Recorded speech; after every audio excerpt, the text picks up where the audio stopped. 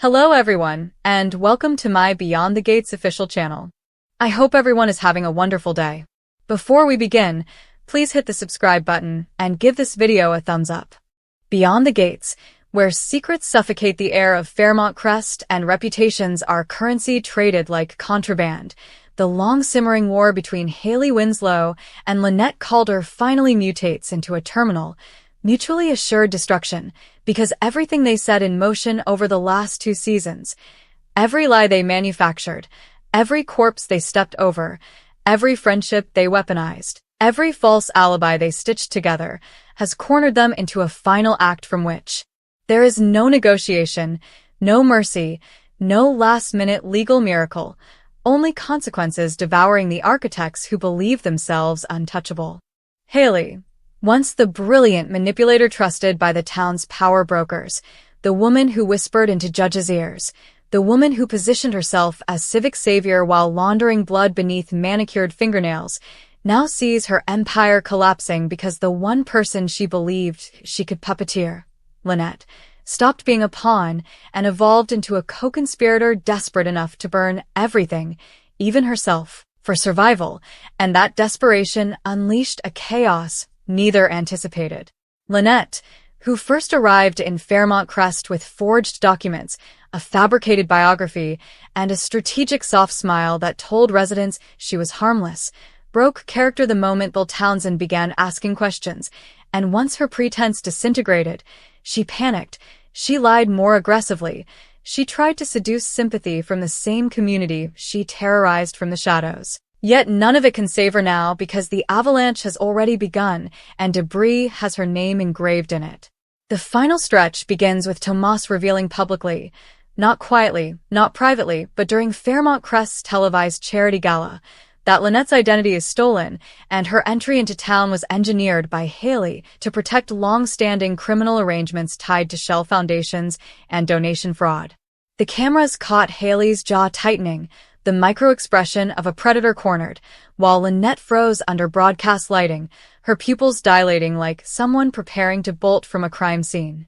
Ted and Shanice were in the front row, and their relationship, once tabloid mockery, now a legitimate emotional anchor, gave the audience a sympathetic frame. Honest love deserves justice. Deceit deserves exposure. Lynette tried to counterattack by suggesting Tomas was lying, that he held a vendetta, that Hayley was merely charitable, but Tomas dropped proof, bank transfers, offshore routing codes, and a notarized statement from a former associate who rolled over to prosecutors to save himself. The oxygen in the ballroom shifted, as if collective judgment vacuumed all decorum. Hayley's instinct was always, retaliate swiftly, demolish the accuser. She lunged into a press-ready tirade about inflammatory slander, but the district attorney's office, already monitoring the gala, stepped forward, not in cuffs, not yet, but in visible acknowledgement that the investigation was real. Lynette, sensing doom, tried to vanish from the stage, but the cameras followed her trembling silhouette. This moment is the psychological crack that defines her downfall, because Lynette has always been a flight risk personality. When apprehension threatens, she runs, reinvents, relocates. But Fairmont Crest is no longer a place she can escape, because the town, so long sedated by Hayley's manipulations, is now alert, angry, and hungry for restitution. But the end does not come from law enforcement alone. The end is emotional, interpersonal, and karmic. Vernon confronts Hayley in her office, an office she might never sit in again, asking if she orchestrated Anita's torment, whether she engineered the rumor campaign that drove Anita toward medical secrecy and isolation. Hayley denies, of course, but the denial is hollow, almost bored, because Hayley believes morality is a myth designed for slow thinkers. Vernon moves from grief to rage, and in a twist dripping with poetic symmetry, he leaks every file he stole from Hayley's personal drive directly to a journalist who once feared retaliation. Hayley's sins can no longer be redacted. They are now public property. Meanwhile, Lynette, alone in a motel room off Highway 11, stares into the bathroom mirror and rehearses excuses for Bill, because Bill, her one fragile emotional tether, was the only person who ever made her question the necessity of deceit. But she betrayed him repeatedly, lied about her name, lied about her past, lied about Hayley's coercion, lied about who she destroyed in order to reinvent herself. Bill arrives, not with flowers, but with the resignation of a man who knows love cannot survive radioactive truth. He doesn't shout. He doesn't curse. He simply tells Lynette that her story is over, that he won't be collateral damage for her reinventions anymore. Lynette breaks, not because of law, not because of fear, but because emotional abandonment shatters her more brutally than prosecution. Hayley, meanwhile, still imagines she can win. She schedules a private meeting with the judge she believes owes her favors. She intends to intimidate him into obstructing warrants. Instead, she finds him flanked by federal observers, recording the entire interaction. Hayley's confidence flickers, and for the first time, the camera catches something stunning: fear. The realization that her network of influence is evaporating. The realization that she is alone. The realization that Lynette isn't shielding her anymore. But the most lethal blow comes from Shanice, who has matured from scandal magnet into a moral pivot. Shanice gives a televised statement condemning Hayley and Lynette not simply for criminal actions, but for emotional terrorism, for treating citizens like chess pieces sacrificed for greed. The public responds, Fairmont Crest erupts online. Sponsors withdraw. Lawyers circle like vultures. And now, both women stand on the same cliff, staring into the same abyss they dug for others, and as the scandal metastasizes across Fairmont Crest like a contagion with no antidote, Hayley's remaining allies begin defecting in waves, each betrayal slicing into her sense of invulnerability, because power in this town was always transactional, and the moment she stopped being profitable, she became disposable. The bankers she once protected insist they barely knew her. The council members she manipulated scrub their text histories and claim coercion. Even the local news anchor, who once glorified her philanthropic persona, launches a primetime special titled The Winslow Deception, institutionalized corruption inside Fairmont Crest, and Hayley can feel her legacy entering free fall, not through quiet rumor, but through meticulously documented humiliation. Lynette, on the other hand, tries a final desperate maneuver. She contacts the one lawyer reckless enough to represent unstable clients with federal targets on their backs, a bottom-feeding litigator named Petra Vale, who promises miracles in exchange for whatever scraps of incriminating data Lynette can weaponize. But Petra is not a savior. Petra is a self-interested arsonist, ready to burn her own client if a plea bargain benefits her, and Lynette, too frantic to evaluate character, signs away her options believing Petra will secure immunity. Unaware she just handed her entire criminal timeline to someone who profits by selling defendants to prosecutors. Meanwhile, Hayley attempts crisis management by calling a private emergency gathering at her residence, an architectural shrine to her ego, all glass facades and imported marble, only to find that no one shows up, not the accountants, not the PR consultants, not even the junior strategists who once worshipped her career trajectory. The silence in that mansion is not peaceful, it is accusatory, like walls waiting to watch her collapse. But collapse, for Hayley, has a specific trigger. She learns that Tomas has delivered a sworn affidavit connecting her to the forged grant applications that funneled stolen charitable funds into shell companies linked to interstate trafficking. Hayley's mind races, not with guilt, but logistics, because she knows trafficking cannot be spun as moral ambiguity. It is the kind of allegation that turns a public villain into a federal target. She also knows Lynette was the courier for several of those transactions, meaning that if Lynette folds, Hayley will face charges that could put her away for decades. This is the first moment Hayley abandons arrogance and embraces panic. She drives to Lynette's motel with an ultimatum, telling her to remain silent, to protect the mission, to preserve the empire they built together. But Lynette laughs, a cracked, exhausted sound, and asks what empire even remains, because Hayley never built sustainability. She built leverage, and leverage dissolves once people stop fearing you. Lynette says she has no intention of going down alone. She will detonate Hayley on the stand if it secures leniency. Hayley's mask fractures. She threatens Lynette, hisses that betrayal will be fatal, but Lynette is past intimidation now. She is a woman who has already lost the person she loved, the identity she forged, and any chance at social redemption. All she is left is spite, and spite is a corrosive accelerant. The true narrative shift arrives when prosecutors raid Hayley's office, confiscating every hard drive, every ledger, every encrypted router. Hayley watches from the sidewalk, shielding her face from photographers, but the images still make headlines. Winslow investigated. Local titan under federal scrutiny, and the financial collapse begins instantly. Frozen accounts, halted projects, board resignations, lawsuits from donors demanding restitution. Lynette, meanwhile, spirals psychologically, not out of remorse, but existential dread, because her entire adult life has been reinvention, and now she is out of blank pages, out of aliases, out of towns gullible enough to embrace her. She considers fleeing the state, even the country, but Petra warns her that skipping jurisdiction will destroy any chance of a negotiated plea. Still, Lynette fantasizes about disappearing across an unmonitored border, restarting as someone new, someone untainted, but she can't shake the knowledge that Hayley will hunt her, metaphorically or otherwise, and that Bill's rejection has hollowed out her will to perform another false life. Then comes the public hearing, an administrative preliminary with no verdict power, yet symbolic enough to define reputations. Hayley arrives in a tailored suit, posture rigid, pretending control, but her eyes dart too frequently, and the gallery watches with carnivorous anticipation. Lynette enters separately, escorted by Petra, her hair pulled back like a defendant auditioning for credibility, but her expression carries the volatility of a grenade waiting for friction. Tomas testifies about shell entities. Vernon testifies about emotional devastation. Shanice reads statements from anonymous victims whose philanthropic funds vanished.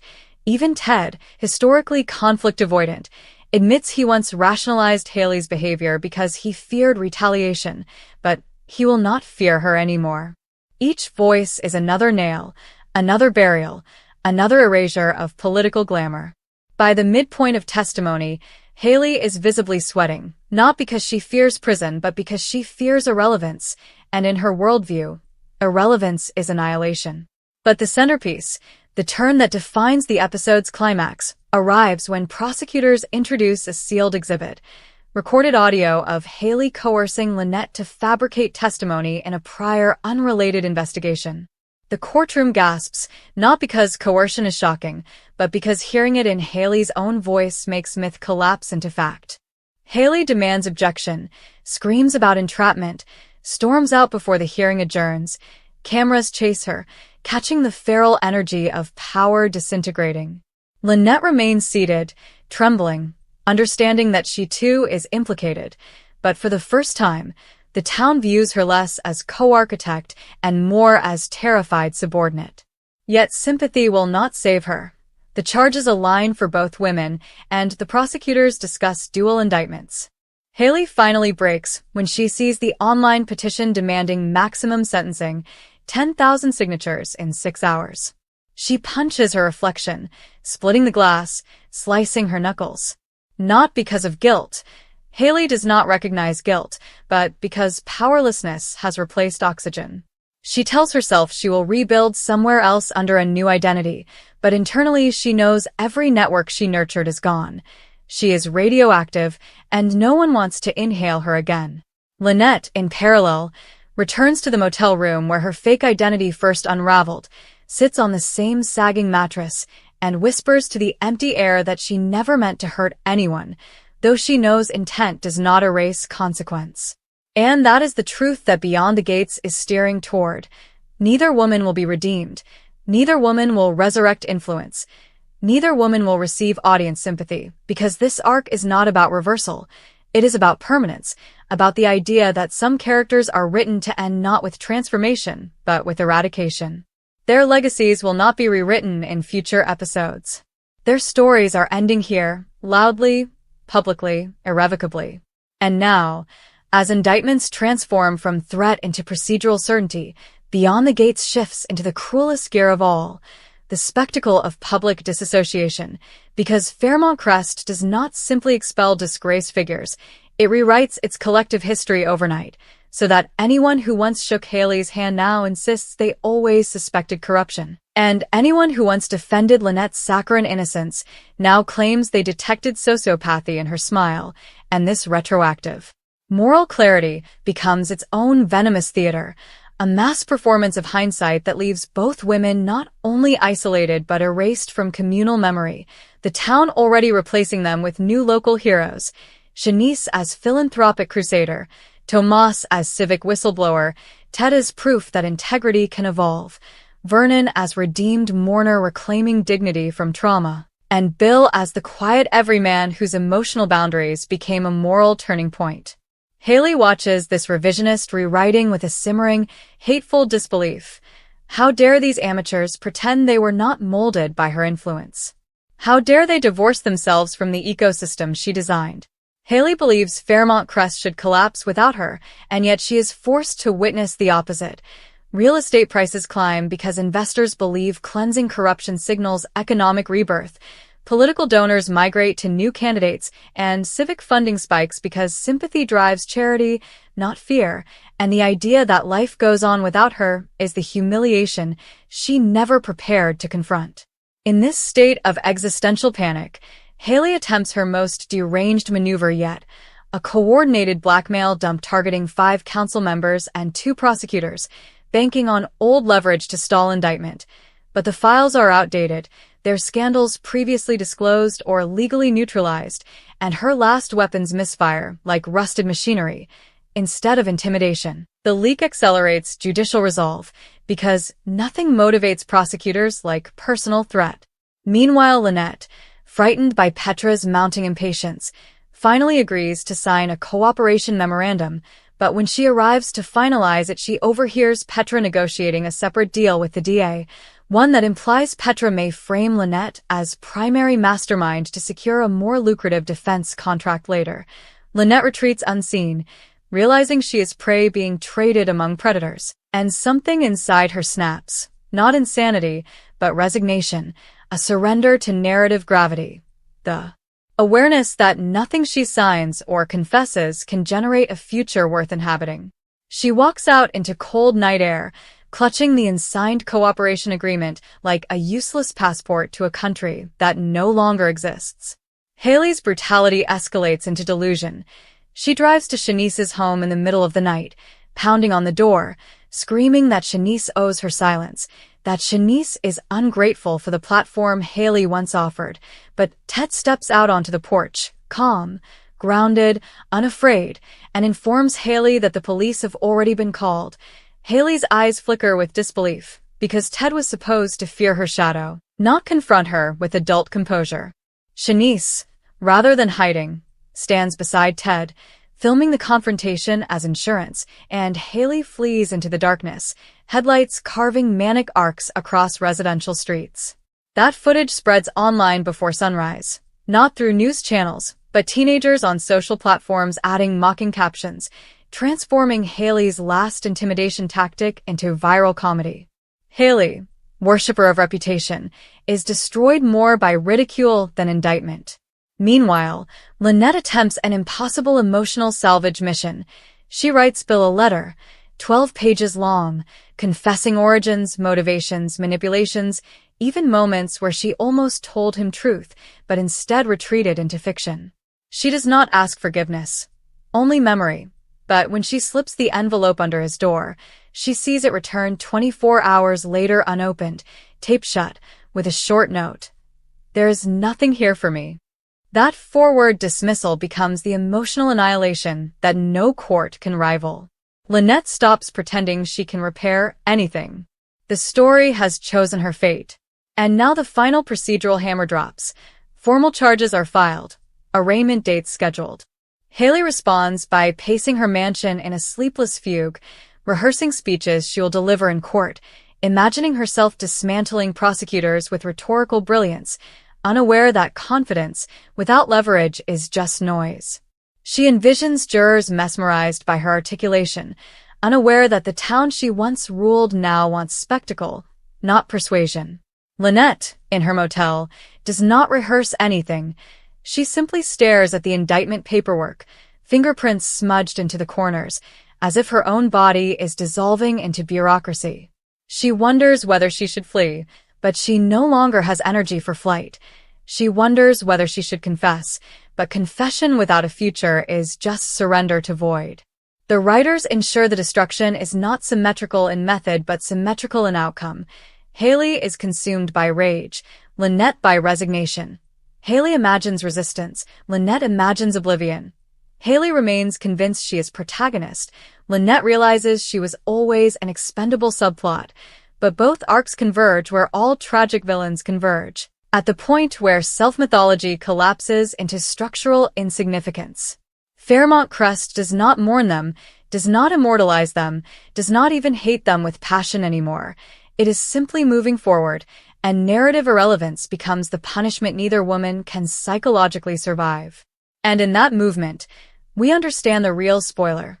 The ending is not prison, not trial, not handcuffs, not the legal pageant viewers might expect, but narrative extinction. Two women who spent seasons devouring the agency of others now stripped of their narrative oxygen, condemned to vanish from relevance long before sentencing arrives. Their stories are not tragic because they end in cells. They are tragic because they end without audience, without loyalty, without legacy. Footnotes in a town rewriting itself as if they never mattered.